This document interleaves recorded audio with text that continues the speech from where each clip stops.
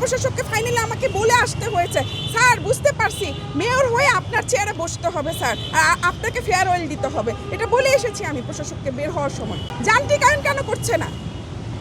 যান্ত্রিকায়ন কেন করছে না? যান্ত্রিকায়ন করলে তো অনেকখানি সময় বেঁচে যায়। যান্ত্রিকায়ন কেন করছে না? সরকারের কি কোনো লিজিং ফার্ম খোলার কোনো অ্যাবিলিটি নাই? সরকার কি পারে না মেশিনগুলো লিজ দিতে কৃষকদের? তাহলে কেন করছে না? আমার কাছে আসলে কোনো রাজনৈতিক দল এই পর্যন্ত আসেইনি, তার কারণ আমি তো নিজেই অরাজনৈতিক।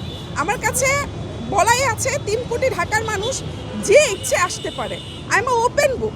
বিএনপি থেকে উনি বললেন যে উনি এককভাবে এসেছেন, লক্ষ্মীপুর 1-এর সংসদ সদস্য এসেছিলেন, তো উনিও এসেছিলেন, সাদাত সেলিম উনিও এসেছিলেন, এবং উনিও আমাদের এখানে উনিও মনে করেন যে উনার গ্রামে কৃষক নাই, উনি একটা ডাব পেরে খেতে পারে না গাছ থেকে, উনারও প্রবলেম উনি বলে গেল, উনার নাই আর আমার অতিরিক্ত। প্রশাসককে ফাইনালি আমাকে বলে আসতে হয়েছে, স্যার বুঝতে পারছি মেয়র হয়ে আপনার চেয়ারে বসতে হবে স্যার, আপনাকে ফেয়ারওয়েল দিতে হবে, এটা বলে এসেছি আমি প্রশাসককে বের হওয়ার সময়। উনি একটা হাসি দিয়েছে, বাচনভঙ্গি এবং বডি ল্যাঙ্গুয়েজ, উনার বডি ল্যাঙ্গুয়েজ কি ছিল এটা সোশ্যাল মিডিয়াতে আপনারা দেখতে পেয়েছেন। আমার মনে হয় আমাকে আলাদাভাবে বলার কিছু নেই।